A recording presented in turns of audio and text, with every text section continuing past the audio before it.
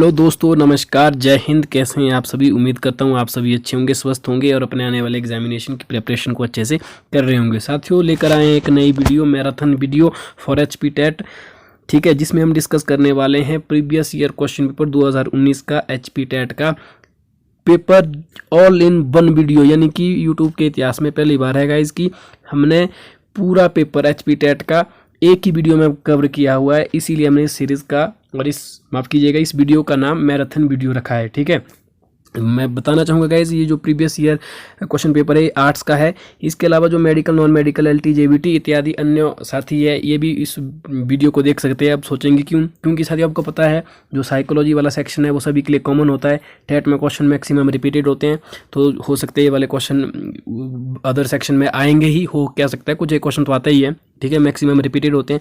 इसके अलावा आर्ट्स में एक होता है सोशल स्टडी वाला सेक्शन, जिसके लगभग 60 क्वेश्चन के आसपास आते हैं।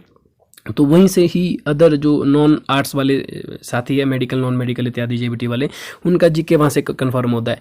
तो आप समझिएगा ना कि आपके लिए कितनी इंपॉर्टेंट वीडियो है, कंप्लीट है। हालांकि गाइज इस वीडियो में मैंने इंग्लिश सेक्शन को कवर नहीं किया गया है, क्योंकि इंग्लिश सेक्शन जो आपका ग्रामर लिटरेचर का है तो उसमें मैंने वो कवर नहीं किया है। अगर पीडीएफ चाहिए तो पीडीएफ आपको मिल सकती है, कमेंट कर लें आप। ठीक है, तो सभी के लिए आपको वीडियो स्टार्टिंग से लास्ट तक देखना है। इसमें हमने psychology GK, psychology, HP GK, India GK और सोशल स्टडी वाले सभी सेक्शन को कवर किया है। तो आप वीडियो को फर्स्ट से लास्ट तक जरूर देखें और वीडियो के लास्ट में अपनी राय कमेंट सेक्शन में जरूर देगा। इस वीडियो को बनाने में बहुत टाइम लगता है, बहुत एफर्ट लगता है, तो आप प्लीज़ यार चैनल को सब्सक्राइब कर लें। मैं देख रहा था अभी वीडियो एनालिटिक्स में, तो बहुत सारे साथी हैं जिनने चैनल तो हमारा सब्सक्राइब नहीं किया लेकिन फिर भी रेगुलर वीडियो देखते हैं। तो साथियों, सब्सक्राइब करने में क्या है यार, लाइक और सब्सक्राइब ऐसे भी कर लीजिए। ठीक है, इतना फ़ायदा आप ले रहे हैं, ठीक है ना। उम्मीद है कि आप समझ गए होंगे मेरी बात। बाकी हम तो बोल ही सकते हैं, करना ना करना आपके ऊपर है।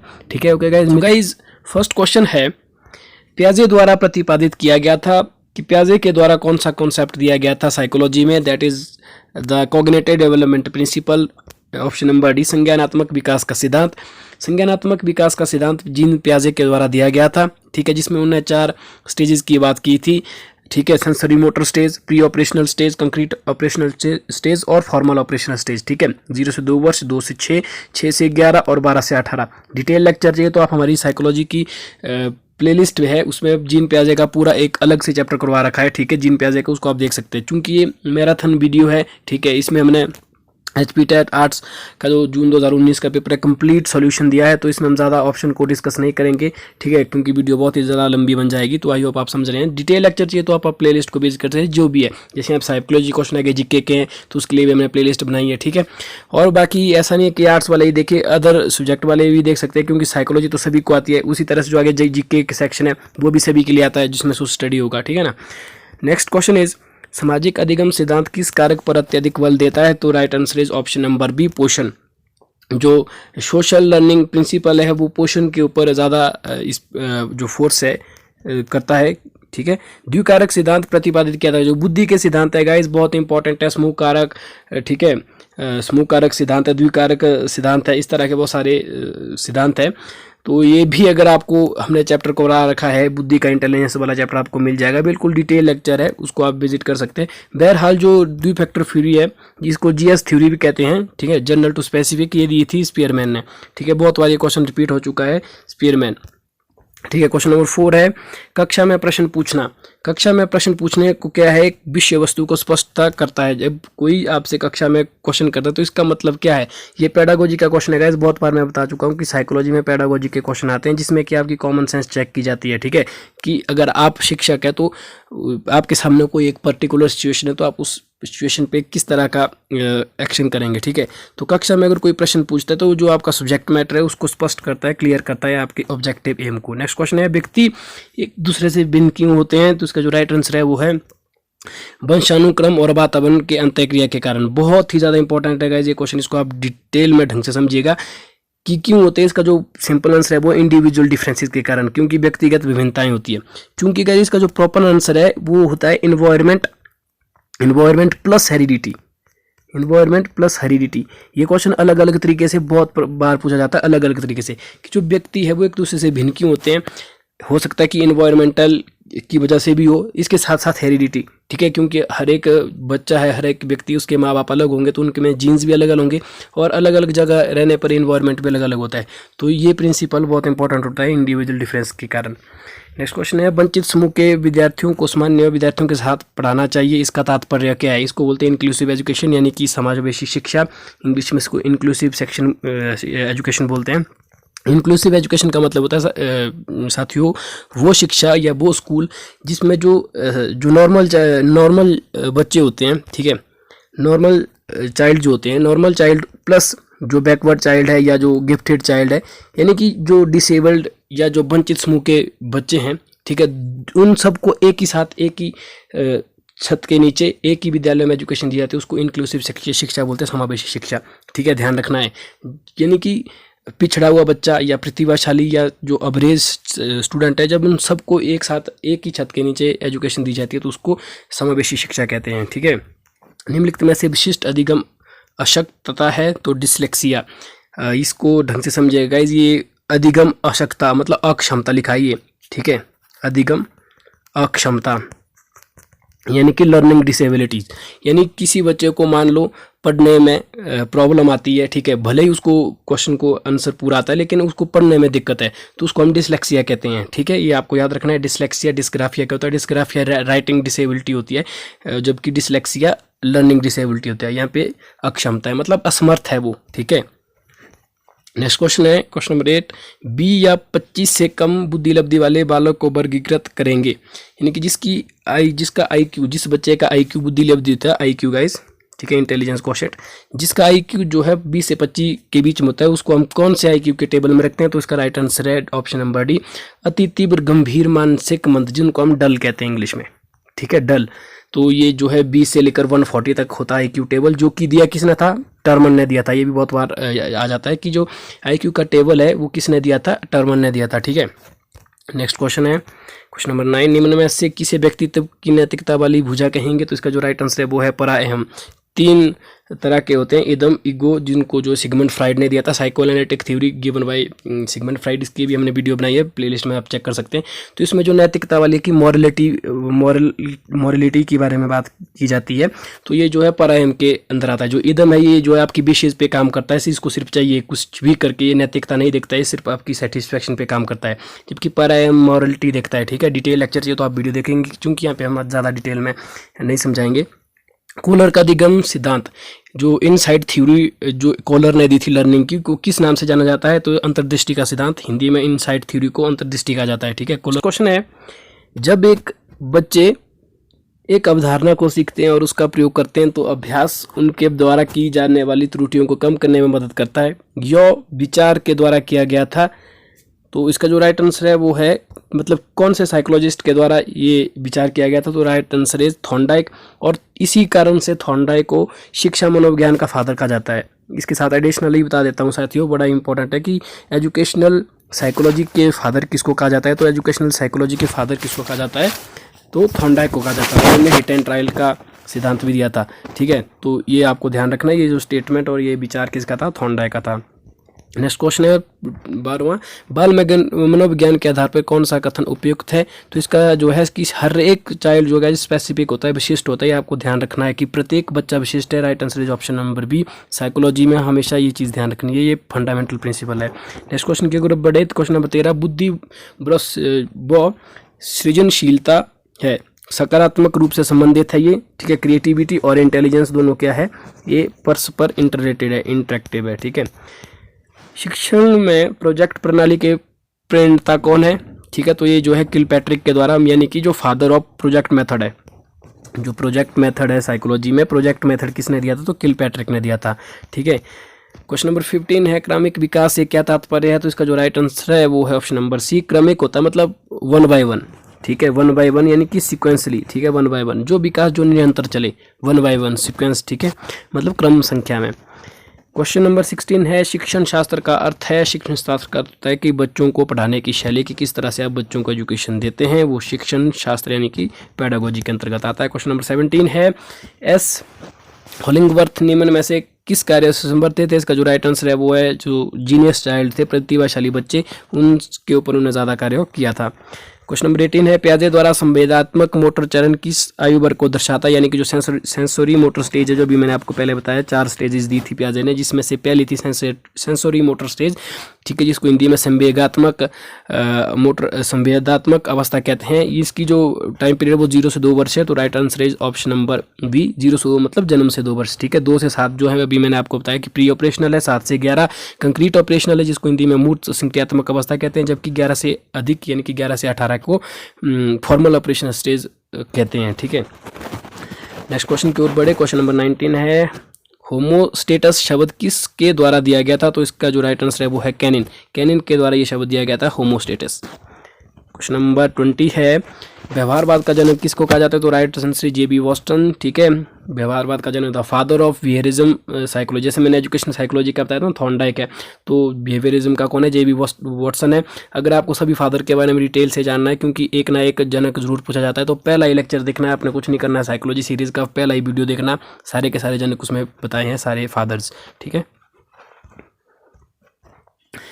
नेक्स्ट क्वेश्चन की अगर बात करें, क्वेश्चन नंबर 21, बुद्धि लब्धि की गणना करने का सूत्र क्या है? तो इसका जो राइट आंसर है वो है option number B, option number B. यहाँ पे आप देख सकते हैं, इसको इस तरह से लिखते हैं, mental as divided by chronological S multiply by 100, यानी कि मानसिक आयु डिवाइडेड बाय वास्तविक आयु गुना 100। ये जो फॉर्मूला है IQ को फाइंड आउट करने का है, ये फॉर्मूला बहुत बार एग्जाम में पूछा जा चुका है, जैसे आप यहाँ देख रहे हैं 19 वाले टेट के एग्जाम में पूछा गया था, ठीक है। और ये टेबल किसने दिया था? ये दिया था आपका टर्मन, और ये फॉर्मूला किसने दिया था? तो ये बीने ने दिया था, ठीक है, ये भी आपको ध्यान रखना है। इंद्रिय ज्ञान का प्रवेश द्वार है, इस पर किसने बल दिया था? यानी कि ये किसका स्टेटमेंट है? तो ये गाइज रूसो का स्टेटमेंट है, ठीक है। एक स्टेटमेंट जरूर पूछा जाता है एग्जाम में, ये भी मैंने आपको बहुत बार बताया, तो वो रैंडमली कोई भी पूछा जा सकता है, ठीक है। जो कुछ एक फेमस होते हैं उन्हीं को ज़्यादा चांसेस होते हैं पूछने के। बच्चे जिनकी मानसिक आयु कालानुक्रमिक आयु जो CA होती है उससे कम होती है, वो क्या कहलाते हैं? तो इनको गाइस क्या कहते हैं? मंदबुद्धि चाइल्ड, मतलब बैकवर्ड चाइल्ड। जैसे हमने अभी फॉर्मूला पढ़ा था ना, mental as by divided by chronological S multiply by 100, ठीक है। अगर ये जो है कम होगी तो ऑब्वियस है क्या होगा? तो ये जो इनका आएगा सोल्यूशन आएगा वो 100 से कम होगा। क्वेश्चन है क्वेश्चन नंबर 24, निम्नलिखित में से क्या विचलनशीलता के माप से संबंधित है? तो इसका जो राइट आंसर है वो होगा दूरी, डिस्टेंस, ठीक है, दूरी से संबंधित है। क्वेश्चन नंबर 25 है, निम्न में से कौन सी आवश्यकताएं उच्च स्तर या क्रम की आवश्यकता है? तो इसका जो राइट आंसर है वो ऑप्शन नंबर बी, सुरक्षा आवश्यकताएं। गाइज ये मैं आपको बता देना चाहता हूँ, जैसे फंडामेंटल इस तरह के स्तर है होते हैं, ठीक है, जिसमें कि सेकंड इस तरह की, जैसे फर्स्ट में रहते हैं जो फंडामेंटल नीड्स है, ठीक है। सेकंड में इस तरह से 5 स्टेप में होता है ये। तो अगर ये रूसो ने दिया था ये बेसिकली, जिसमें कि शारीरिक अवस्थाएं फर्स्ट आता है, ठीक है, फिर जो है संबंध एवं स्नेह की आवश्यकताएं आती है और उसके बाद शारीरिक अवस्थाएं आती है। डिटेल लेक्चर जो आप हमारी वीडियो को देख सकते हैं, ठीक है। क्वेश्चन नंबर 26 है, व्यवहारवाद निम्न में से किस व्यवहार के अध्यापन पर बल देता है? तो इसका जो राइट आंसर है वो ऑप्शन नंबर बी, केवल बाह्य व्यवहार, ठीक है, जो इन्वायरमेंटल बिहेव है उसके ऊपर ज़्यादा फोर्स करता है। ऊंची भावुकता, उत्साह और अवसाद की अवधि भावनाओं के निर्माण और मनोदशा के रूप में जाना जाता है। तो ये कौन सा पीरियड जाना जाता है गाइज? ये किशोरावस्था जाना जाता है। एडोलसेंस बहुत ही इंपॉर्टेंट क्वेश्चन है। एडोलसेंस क्यों जाना जाता है गाइज? इसको जो है तूफान की अवस्था भी कहते हैं, तूफान, बेगों का, संवेगों का, मतलब इसमें साइकोलॉजिस्ट के अकॉर्डिंग जो साइकोलॉजी कहती है कि जो किशोरावस्था एक ऐसी अवेज है संघर्ष और तूफान की, मतलब इसमें से एक तो बॉडी में जैसे एक बच्चा होगा उसकी जो बॉडी है, चाहे वो मेल हो फीमेल हो, ठीक है, उसकी जो बॉडी पे भी चेंज आते हैं, बॉडी के भी फिजिकल चेंज आते हैं और मेंटल चेंज आते हैं। तो इस अवस्था में बच्चे की बहुत सारी चेंजेस आने के कारण इसको तूफान की अवस्था कहते हैं, ठीक है। तो जब भी आपको इस तरह के क्वेश्चन दिखे, अलग अलग तरीके से पूछा जा सकता है कि भावना में चेंज आया, उत्साह में चेंज आया, भावनाओं मनोदशा में इस तरह का कुछ भी, या फिजिकल चेंज आया, तो वो सीधा के सीधा संबंध उसका किशोरावस्था का होगा, ठीक है। क्वेश्चन नंबर 28 है, निम्नलिखित में से कौन सा विकास का सिद्धांत है? तो इसका जो राइट आंसर है वो ऑप्शन नंबर डी, विकास अलग अलग व्यक्तियों में अलग अलग दर से होता है। ये जो सिद्धांत है वो विकास का है। विकास के बहुत सारे सिद्धांत है गाइज, 8 से 10 सिद्धांत है, इसका भी हमने वीडियो बनाया है, उसी में से है ये, ठीक है। जैसे बाकी ऑप्शन अगर यहाँ पे देखें तो बाकी ऑप्शन यहाँ पे गलत है। जैसे ऑप्शन नंबर सी है, यह निरंतर चलने वाली प्रक्रिया नहीं है, गलत है ये निरंतर चलने वाली प्रक्रिया, ठीक है। विकास हमेशा रेखीय होता है, ये भी गलत है। जरूरी नहीं है को स्ट्रेट हो, विकास की सभी प्रक्रिया अंतः संबंधित नहीं है, ये भी गलत है, अंतः संबंधित है। तो right answer is option number D. सभी किशोर का अनुभव कर सकते हैं, तो इसका जो राइट आंसर है वो ऑप्शन नंबर डी, दुष्यता और स्वयं से सरोकर। क्वेश्चन नंबर 30 है, संज्ञानात्मक विकास का अर्थ है, तो ये होता है बुद्धि का विकास, यानी कि जो आपका कॉग्निटिव लेवल है ना, कि कॉग्निटिव डेवलपमेंट की बात कर रहा है, जो कि जीन पियाजे ने दिया था संज्ञानात्मक विकास का सिद्धांत। कॉग्निटिव डेवलपमेंट का अर्थ क्या होता है, तो बुद्धि का विकास, कि आपका जो कॉग्निटिव स्तर है, जो आपका बौद्धिक स्तर है वो कितना है, ठीक है। तो गाइज ये थे टॉप 30 क्वेश्चन जो कि आए हुए थे HP टेट के आर्ट्स के पेपर में जून 2010 में, ठीक है। अब डिस्कस करने वाले हैं हम सोशल स्टडी सेक्शन को, ठीक है। साइकोलॉजी वाला सेक्शन हमने कवर कर लिया जिसमें 30 क्वेश्चन आते हैं। अब सोशल स्टडी वाले सेक्शन को कवर करेंगे जिसके 60 क्वेश्चन आते हैं, ठीक है। और साथियों जो बाकी साथी भाई है जैसे नॉन मेडिकल, मेडिकल, JBT इत्यादि वाले, उनके लिए भी इंपॉर्टेंट है, क्योंकि साइकोलॉजी के 30 क्वेश्चन उनको भी आते हैं, हो सकता है इन्हीं में से आ जाए। जबकि जो सोशल स्टडी के 60 क्वेश्चन है, आपका जो GK है वो इन्हीं क्वेश्चन से आता है, मतलब इन्हीं क्वेश्चन में से ही आता है, रिपीट होते हैं क्वेश्चन, ठीक है। जबकि जो बाकी सेक्शन होंगे इसमें उनको आप नहीं देख सकते, जैसे हिंदी और इंग्लिश, ठीक है। क्वेश्चन नंबर 61 है, सौरमंडल का कौन सा ग्रह सूर्य के सबसे निकट है, बच्चों वाला क्वेश्चन है। Right answer is option number B, बुध। नेक्स्ट क्वेश्चन की ओर अगर हम बढ़े, 62 भारत के संविधान के अंतर्गत मूल अधिकारों का संरक्षण कौन है, तो राइट आंसर इज न्यायपालिका। क्यों है ये, क्योंकि न्यायपालिका से ही अगर आपको कोई फंडामेंटल राइट किसी कारणवश नहीं दिया जा रहा है, कोई डिस्क्रिमिनेशन हो रहा है, तो आप फंडामेंटल राइट्स को जो है न्यायपालिका से जो हमारी जुडिशियरी है वहाँ से उसको अप्लाई कर सकते हैं, ठीक है। आप वहाँ पे जा सकते हैं। क्वेश्चन नंबर 63 है, राष्ट्रीय मतदान दिवस कब मनाया जाता है, तो राइट आंसर इज 25 जनवरी। जो नेशनल वोटर डे है वो 25 जनवरी को मनाया जाता है। इंपॉर्टेंट क्वेश्चन है गाइस सभी के लिए सिर्फ आर्ट्स ही नहीं, आर्ट्स के अलावा जो भी साथी हैं उनके लिए इंपॉर्टेंट है, क्योंकि यहीं से ही अक्सर क्वेश्चन पूछे जाते हैं GK सेक्शन में। दीर्घ दृष्टि किस लेंस के उपयोग से ठीक हो जाता है, जो मतलब लॉन्ग साइटनेस होता है। दो तरह की बीमारी होती है, जो लॉन्ग साइटनेस और एक जो नियर साइटनेस। उसमें से जो लॉन्ग है ये कौन से लेंस से इसको ठीक किया जाता है, तो इसका जो राइट आंसर है वो है उत्तल लेंस, ठीक है। जबकि जो दूसरा है ये जो दीर्घ है, जो शॉर्ट साइटनेस होगी वो अवतल लेंस से ठीक होगा। नेक्स्ट क्वेश्चन है 65, किस वर्ष में मूलभूत कर्तव्यों को भारत के संविधान में जोड़ा गया था। पिछली वीडियो में मैंने आपको बताया था जो फंडामेंटल ड्यूटीज़ है हमारी, राइट्स के बारे में सभी को पता है। जो ड्यूटीज़ है गाइज, ये जब हमारा कॉन्स्टिट्यूशन बना था जब मतलब बना था और इम्प्लीमेंट हुआ था 1950 में, तो क्या था कि जब उस समय फंडामेंटल ड्यूटीज़ नहीं थी, क्योंकि जो है अमेंडमेंट करके कॉन्स्टिट्यूशन अमेंडमेंट करके जो कि 42 अमेंडमेंट हो, जिसको मिनी कॉन्स्टिट्यूशन भी कहते हैं, ठीक है। लघु संविधान 1976 में 42 संविधान संशोधन होता है, उसके अंतर्गत मूल कर्तव्यों को भी जोड़ा गया था, ठीक है। इसमें बहुत सारी चीज़ों को अमेंडमेंट होता है 1976 में, आपको बता दूँ, इसीलिए इसको भारत का मिनी संविधान भी कहते हैं, ठीक है। क्वेश्चन नंबर 66 है, हिमाचल प्रदेश सरकार ने प्रागपुर को किस विरासत गाँव घोषित किया है, तो 9 दिसंबर 1997 को प्रागपुर को विरासत गांव घोषित किया गया था। नेक्स्ट क्वेश्चन है, इनमें से किस पहाड़ी श्रृंखला में डोडा बेटा चोटी स्थित है, तो इसका जो राइट आंसर है वो ऑप्शन नंबर डी, नीलगिरी पहाड़ी श्रृंखला में, ठीक है। क्वेश्चन नंबर 68 है, पूना समझौता डॉक्टर BR अम्बेडकर और गांधी जी के बीच कब हुआ था। जो फेमस पूना समझौता है वो किसके बीच में हुआ था, डॉक्टर BR अम्बेडकर और महात्मा गांधी के बीच में, और ये कब हुआ था, तो सितंबर 1932 यानी कि 1932 में होता, सितंबर 1932। नेक्स्ट क्वेश्चन है क्वेश्चन नंबर 69, रणथंभौर राष्ट्रीय उद्यान कहाँ स्थित है, तो right answer is option number B, Rajasthan, ठीक है। क्वेश्चन नंबर 70 है, विटामिन D की कमी बीमारी पैदा करती है, यानी कि जो डेफिशिएंसी फ्रॉम विटामिन D की कमी से कौन सा रोग होता है, तो गाइस ये होता है सूखा रोग और अस्थि मृदुता। यानी कि इस रोग का मतलब होता है कि जो आपकी बोन्स है, ठीक है, जो आपकी हड्डियां हैं वो वीक होने लग जाती है, ठीक है। तो ये विटामिन D है, तो विटामिन D क्या है, विटामिन D से आपकी बोन्स स्ट्रांग होती है, इसीलिए कहते हैं, मतलब एक जनरली सार्केज्म में कहा जाता है मजाकिया तौर पे, कि आप धूप लीजिए, क्योंकि धूप से भी आपको विटामिन D मिलती है और आपकी हड्डियाँ मजबूत होती है, ठीक है। आपको इस तरह से भी याद रख सकते हैं।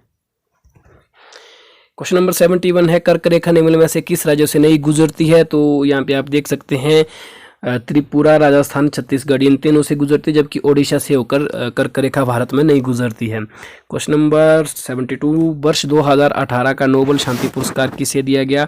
तो ये करंट अफेयर से था, तो ये डर्नस मुक्वेगे और नादिया मुराद को दिया गया था। ये करंट अफेयर का क्वेश्चन था, हो सकता है इस बार ना आए क्योंकि इस बार का करंट अफेयर आएगा। निम्न में से किस भारतीय को रमन 2018 पुरस्कार मिला था? ये भी करंट अफेयर का था, भारत वाटवानी और सोनम वांगचुक।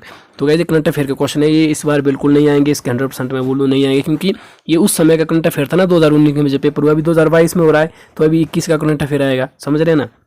नेक्स्ट क्वेश्चन है 2020 ओलंपिक खेलों की मेजबानी कौन सा देश करेगा? ये भी गाइज उस समय करंट अफेयर का था, क्योंकि 19-20 का था, तो जापान में हो चुका है ये, ठीक है।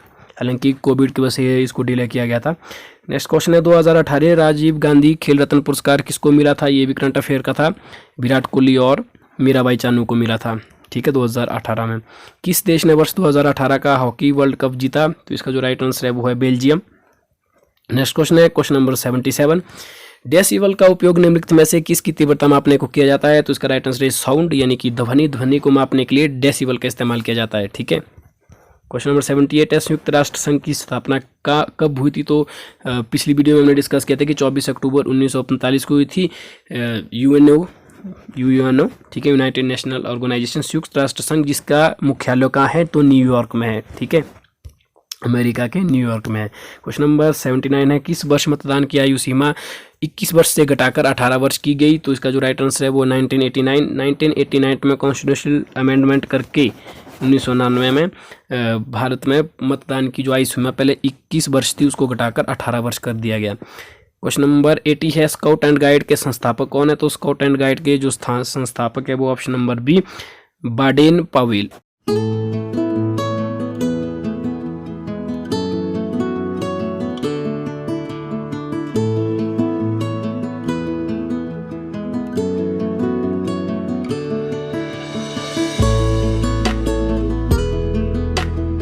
नेक्स्ट क्वेश्चन है क्वेश्चन नंबर 81, करो या मरो का नारा 1942 में किसने दिया था?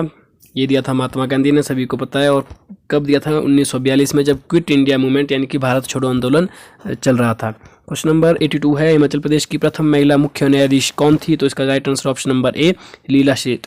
श्रीमती लीला सेठ है, ये क्या थी? हिमाचल प्रदेश की प्रथम महिला न्यायाधीश थी, ये आपको याद रखना है, ठीक है। क्वेश्चन नंबर जो सुचेता कृपलानी है गाइस, ये इंडिया की फर्स्ट सीएम थी, ठीक है, ये भी आपको याद रखना है, फीमेल सीएम।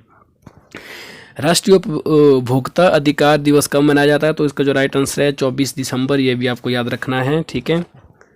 नेक्स्ट क्वेश्चन है 84, हिमाचल प्रदेश की सबसे ऊंची चोटी पर्वत शिला किस जिले में है? तो इसका जो राइट आंसर है वो है किन्नौर, जिसकी हाइट लगभग 7000 के आसपास है, 7000 मीटर के आसपास है। हिमाचल प्रदेश की सबसे ऊंची चोटी शिला किन्नौर जिले में है, ठीक है। क्वेश्चन नंबर 85, जुगा आंदोलन बिलासपुर के गहेड़िया में कब हुआ था? तो जुगा मूवमेंट जो हुआ था बिलासपुर में हुआ था, कभी डायरेक्ट पूछा जाता है, जैसे जुगा मूवमेंट कहाँ पे हुआ था? तो बिलासपुर में हुआ था, ठीक है, याद रखना है। उस तरह से पजौता मूवमेंट पूछा जाता है, पजौता मूवमेंट कहाँ पे हुआ था?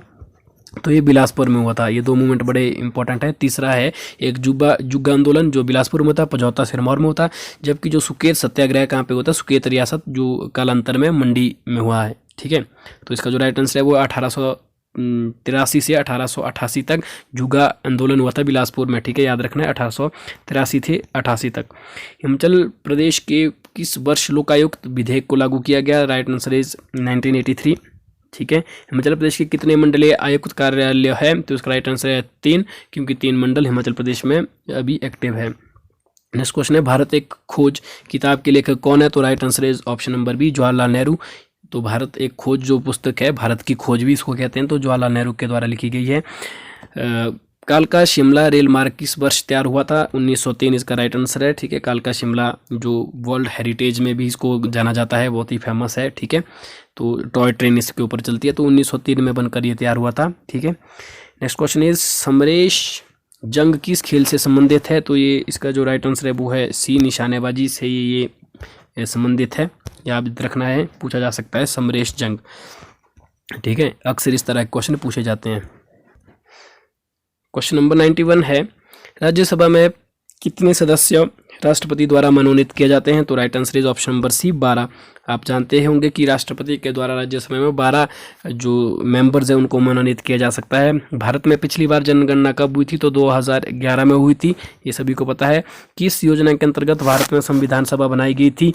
तो जो कॉन्स्टिट्यूशनल असेंबली है वो किस मतलब योजना के अंतर्गत बनाई गई थी? ठीक है, जब कॉन्स्टिट्यूशन का निर्माण हो रहा था। तो ये मंत्रिमंडल मिशन योजना, ऑप्शन बी राइट होगा यहाँ पे। जो कैबिनेट मिशन प्लान था उसके अंतर्गत, कैबिनेट मिशन प्लान के अंतर्गत इंडिया की जो कॉन्स्टिट्यूशनल असेंबली है उसका निर्माण किया गया था और उसने ही बाद में भारत का संविधान बनाया था।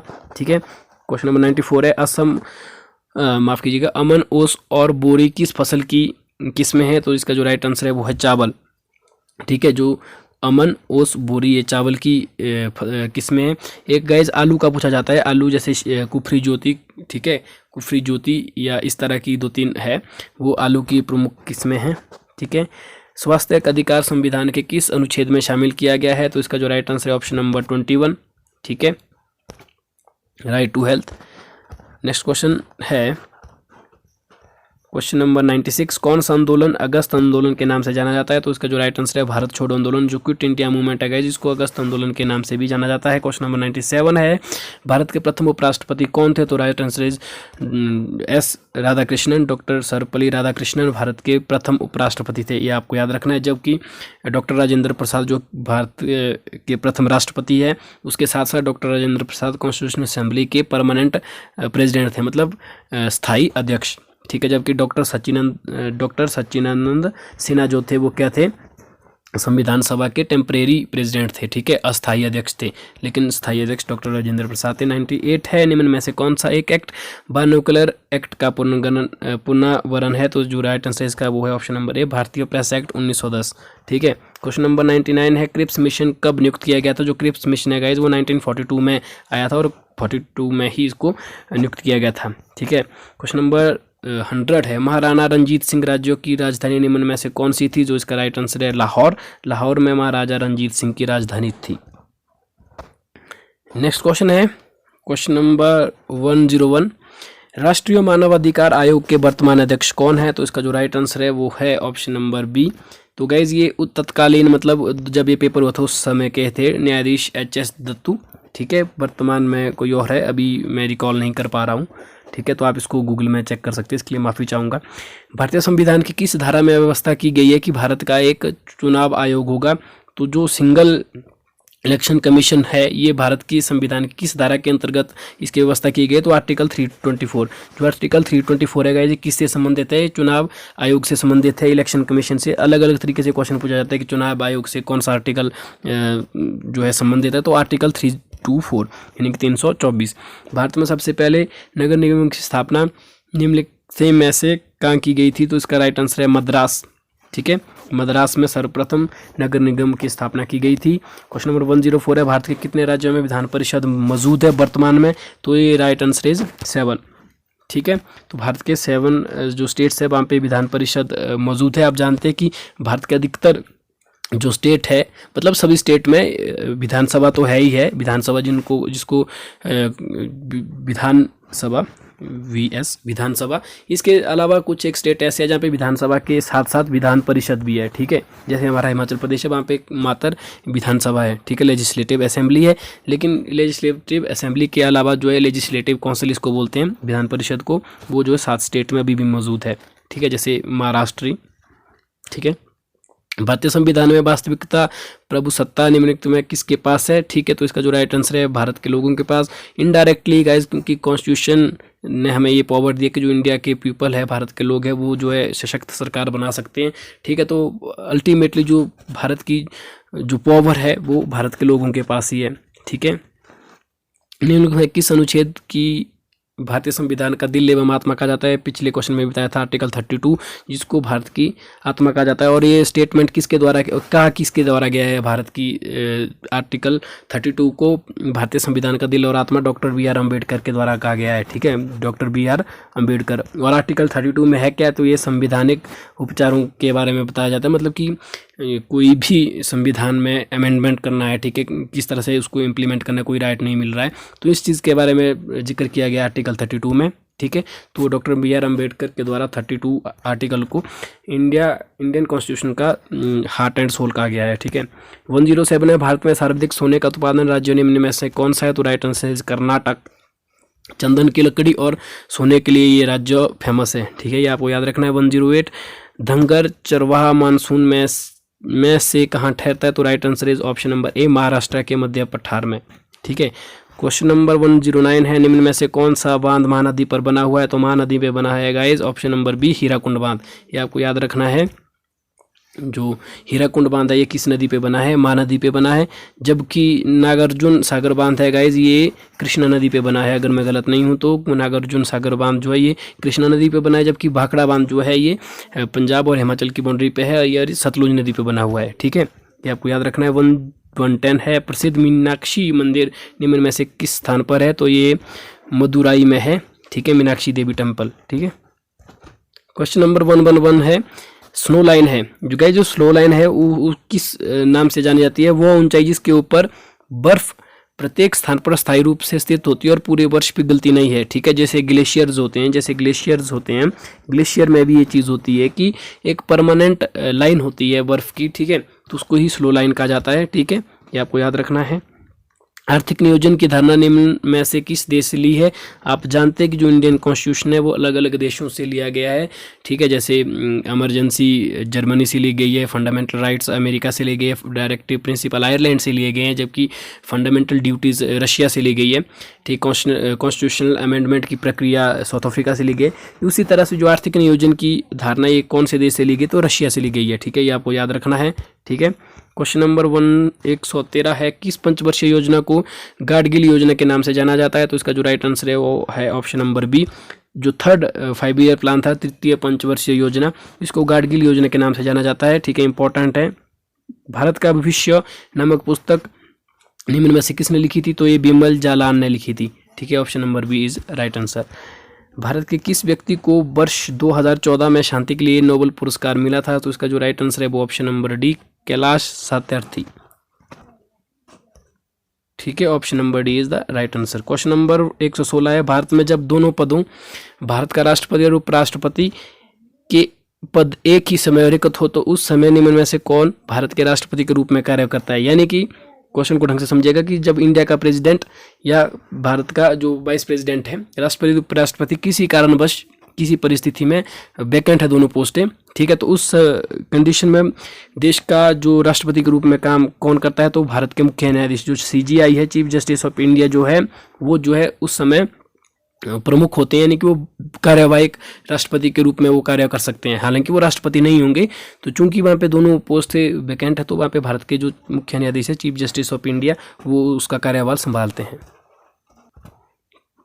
क्वेश्चन नंबर 117 है, किस वर्ष भारतीय संसद द्वारा राज्य पुनर्गठन आयोग एक्ट को पास किया गया था? तो इसका जो राइट आंसर है वो ऑप्शन नंबर डी, 1956 में राज्य पुनर्गठन आयोग को पास किया गया था। और इसके जो अध्यक्ष थे वो फजल अली थे, जहाँ तक मुझे रिकॉल पा रहा है, क्योंकि 1956 में फजल अली, HN कुंजरो और इसके साथ ही MK पनिकर थे, ये तीन थे, और इन्होंने हिमाचल प्रदेश को भी पंजाब में रहने की सिफारिश की थी, ठीक है। और 1956 में फिर हिमाचल प्रदेश को क्या किया गया था?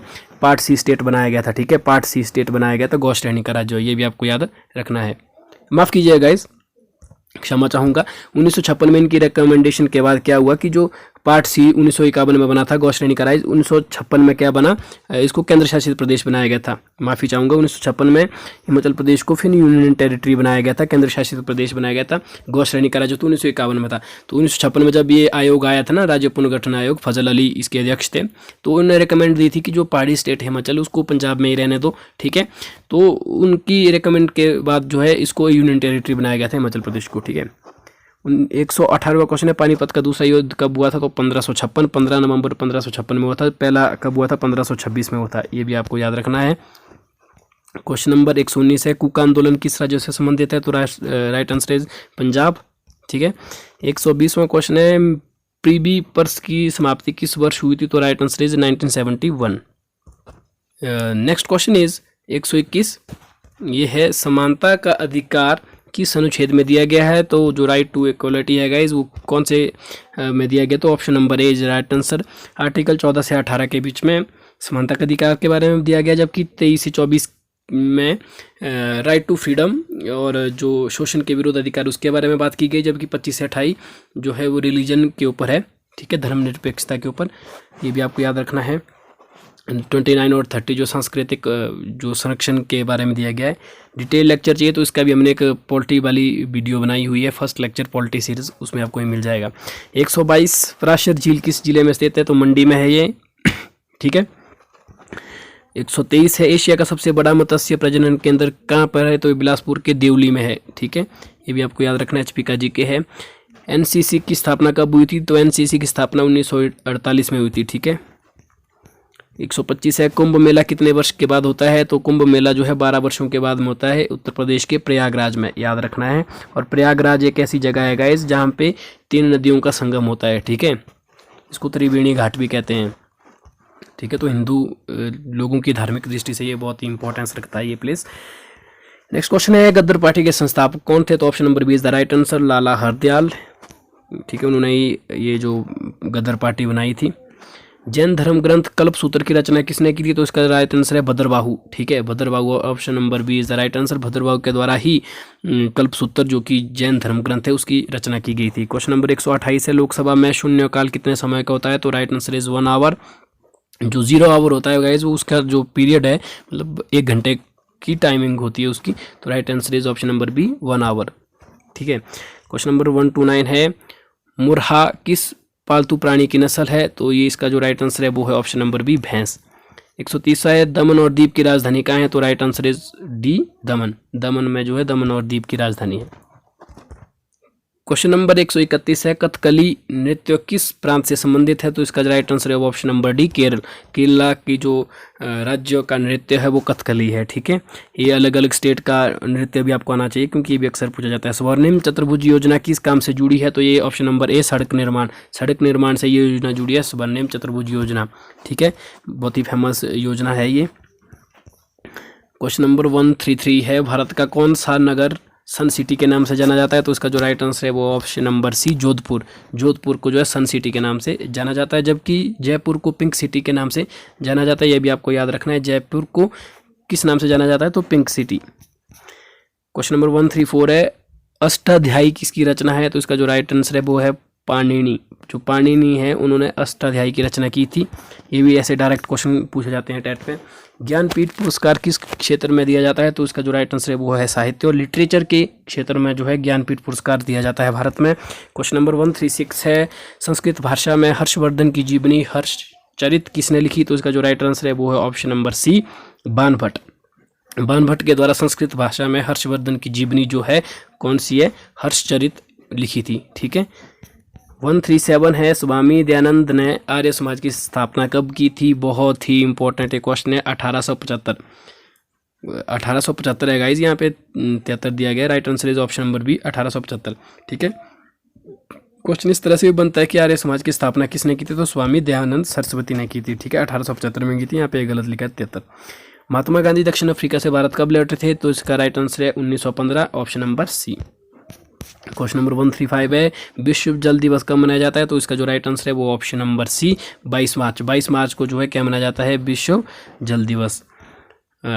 140 है भोपाल गैस त्रासदी में कौन सी गैस का रिसाव हुआ था, तो इसका जो राइट आंसर है वो option number C methyl isocyanate. ये जो मिथाइल आइसोसाइनेट है काफ़ी भयानक ये गैस थी, और जब भोपाल गैस ट्रेजेडी हुई थी तो उस समय ये इसी गैस का रिसाव हुआ था, ठीक है, तो ये methyl isocyanate. So guys question number 141 हैं पद्मावत का लेखक कौन था, तो इसका जो राइट आंसर है वो option number D JC. Next question है क्वेश्चन नंबर 142 कश्मीर भारत का अंग कब बना, तो इसका जो राइट आंसर है वो ऑप्शन नंबर डी 26 अक्टूबर 1947 को कश्मीर को जो है भारत में मिलाया गया था, ठीक है। आप जानते हैं कि जब भारत और पाकिस्तान का विभाजन हुआ उस समय जो कश्मीर एक विवादित स्ट्रक्चर था, क्योंकि वो वहाँ के जो राजा थे हरिश्चंद्र, उनकी वजह से उतना डिस्प्यूट क्रिएट हुआ। खैर हम इसकी डिटेल में नहीं जाएंगे, कभी अलग वीडियो बनाएंगे तो वहाँ पे हम इसकी चर्चा करेंगे। जो इसका राइट आंसर है वो option number D. Next question is mount Everest पर चढ़ने वाली प्रथम महिला कौन थी, तो इसका जो राइट आंसर है वो है option number A Junko Tabei. Guys Junko Tabei है ताइबी ये जो है माउंट एवरेस्ट पर चढ़ने वाली पहली महिला थी, ये आपको याद रखना है, ठीक है। जबकि बिचेंद्री पॉल ये इंडिया की पहली लेडीज़ थी, पहली महिला थी जो माउंट एवरेस्ट पर चढ़ी थी। नेक्स्ट क्वेश्चन है, किस वर्ष लोकसभा चुनाव प्रथम बार पूर्णतः ईवीएम से करवाए गए थे? फर्स्ट टाइम ईवीएम से जो 2004 में इलेक्शन करवाए थे लोकसभा के जो आम चुनाव थे, ठीक है, ये आपको याद रखना है। पीसी कल्चर संबंधित है, जैसे पीसी कल्चर होता है, सेरी कल्चर है, अलग तरह के ये होते हैं, ठीक है, ये आपको याद रखना है। जैसे यहाँ पे पीसी कल्चर है, ये मत्स्य पालन से संबंधित है, ठीक है, जो पीसी कल्चर है ये मत्स्य पालन से संबंधित है। नेक्स्ट क्वेश्चन है, विश्व का सबसे ऊंचा जलप्रपात कौन सा है? तो इसका जो राइट आंसर है वो ऑप्शन नंबर सी, एंजल जलप्रपात, जो वाटरफॉल है एंजल जल वाटरफॉल, ये विश्व का सबसे ऊंचा वाटरफॉल है। क्वेश्चन नंबर 147 है, सलाल जल विद्युत परियोजना किस राज्य में है? तो इसका जो राइट आंसर है वो ऑप्शन नंबर ए, जम्मू कश्मीर। क्वेश्चन नंबर 148 है, सुंदरबन डेल्टा का आकार कैसा है? तो इसका जो आकार है वो ट्राइंगल के रूप में है, यानी कि त्रिभुजाकार। Option number A is the right answer. Question number 149 है, भारत का सबसे छोटा राज्य कौन सा है क्षेत्रफल अनुसार? तो right answer is option number ए, गोवा, ठीक है। क्वेश्चन नंबर 150 है, भारत का मैनचेस्टर किस शहर को कहा जाता है? तो right answer is option number B, Ahmedabad, ठीक है। तो भारत के अहमदाबाद शहर को भारत का मैनचेस्टर कहा जाता है। तो गाइज ये थे टॉप 150 क्वेश्चन जो कि आए थे हिमाचल प्रदेश के टेट 8 जून 2019 में, आप यहाँ पे देख सकते हैं। उम्मीद करता हूँ आपको ये वीडियो अच्छी लगी। बहुत एफर्ट लगता है यार वीडियो को बनाने में। अगर आपको हमारा एफर्ट अच्छा लगा तो वीडियो को प्लीज़ लाइक कर ले, शेयर कर ले और अपनी राय कमेंट सेक्शन में ज़रूर दें। मिलते हैं नेक्स्ट वीडियो में, अपना ख्याल